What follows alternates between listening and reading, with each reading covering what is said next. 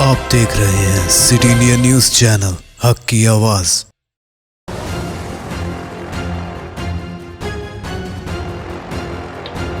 आप देख रहे हैं सिटी इंडिया न्यूज। मैं हूं नौशी। उत्तर प्रदेश पुलिस उस वक्त तक दबंगों और बदमाशों के खिलाफ कार्रवाई नहीं करती जब तक कि वो बदमाश पुलिस वालों का कत्ल नहीं कर देते। यूपी में फिर एक बार पुलिस का ढीला रवैया सामने आया है।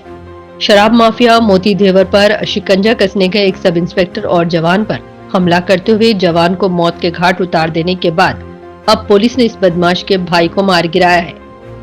जी हां नाज़रीन, उत्तर प्रदेश में जिले कासगंज के सडापुरा पुलिस टीम पर हमला कर एक पुलिस जवान को हलाक करने के कलीदी मुलजिम का भाई आज सुबह एक इनकाउंटर में मारा गया।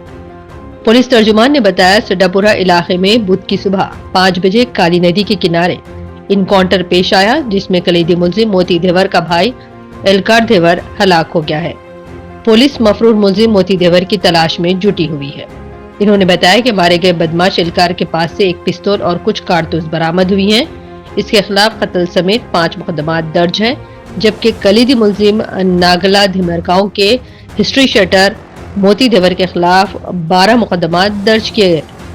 पुलिस के मुताबिक टीमें इसकी तलाश में लगी हुई हैं। इस तरह एक तरफ उत्तर प्रदेश हुकूमत बदमाशों को खुली छूट दे रखी है, तो दूसरी तरफ वही बदमाश पुलिस एहलकारों का कत्ल कर रही है और यूपी पुलिस अपने सिपाहियों की मौत के बाद होश में आ रही है।